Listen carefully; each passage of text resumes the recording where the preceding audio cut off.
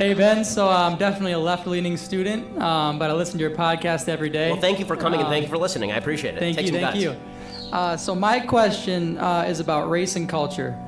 So while I agree with you that when you look at white America, it's silly to say that the majority of white Americans are actively trying to prevent you from getting to where you want to be.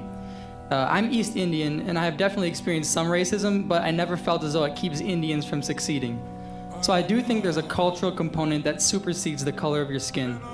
But I also think that it's naive to say that it just so happens that the same minority groups that have been historically oppressed happen to have cultures that are less conducive to success. I believe that environment can create culture. Can you acknowledge the historical reasonings that led to these so-called unsuccessful cultures and not put blame on these minority groups?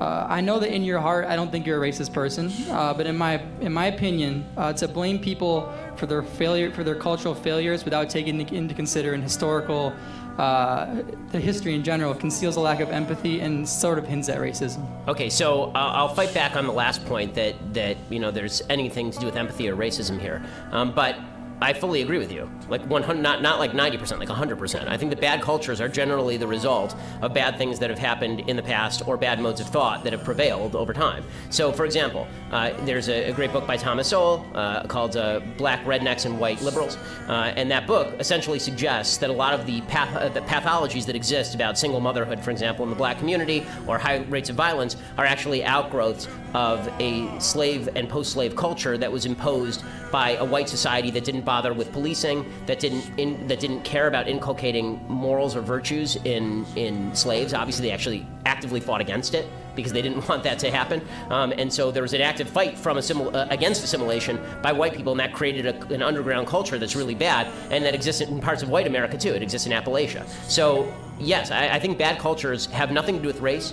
I don't think that just because this is why I'm saying I don't know why it borders on racism to say the cultures are bad. Like, some cultures are bad, some cultures are good, and that has nothing to do with race. Charles Murray wrote an entire book called Coming Apart about pathologies in white communities that are really destructive. So bad cultures do arise very often from historical circumstances, including historical discrimination. What I say is that today, there's nothing preventing an individual from superseding the culture in which you grew up and making good decisions.